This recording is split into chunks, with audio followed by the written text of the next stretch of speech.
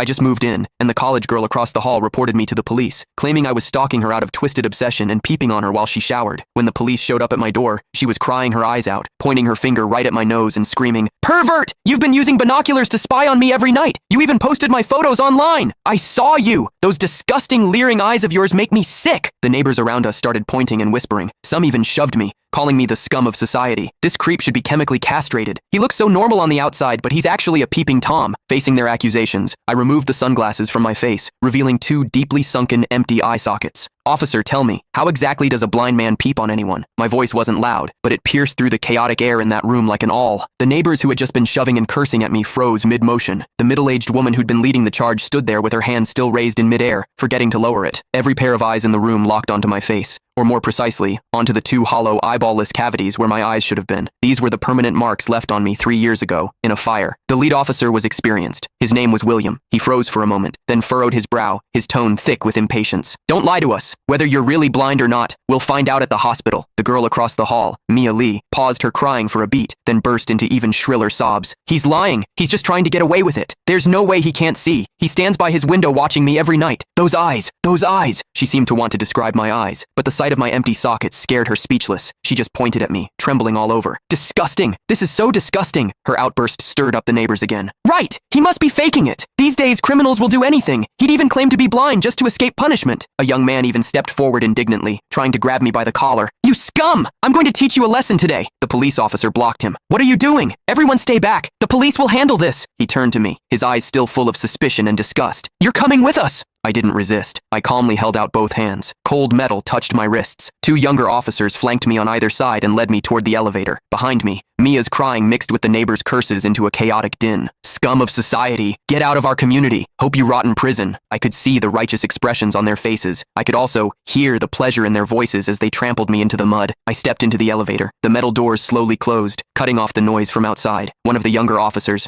probably new to the job, couldn't help but ask me quietly, Are you really blind?" I tugged at the corner of my mouth but didn't answer. The other officer patted his shoulder, signaling him to keep quiet. But I knew that in their minds, the scales had already tipped completely in favor of that tearful young girl. After all, it was a young, pretty, pitiful college student on one side, and on the other, a suspicious man living alone, wearing sunglasses. In their eyes, it was crystal clear who was the victim and who was the perpetrator. What they didn't know was this. Sometimes, what the eyes see is the biggest lie of all. And I, a blind man, had seen something that none of them had. For instance, when Mia accused me, her heartbeat was steady, without a single ripple of genuine emotion. The interrogation room at the police station was harshly lit by fluorescent lights, and the air smelled faintly of mildew. I sat on a cold metal chair. Across from me were William and a female officer taking notes. Click the link in my bio to get the full story for free.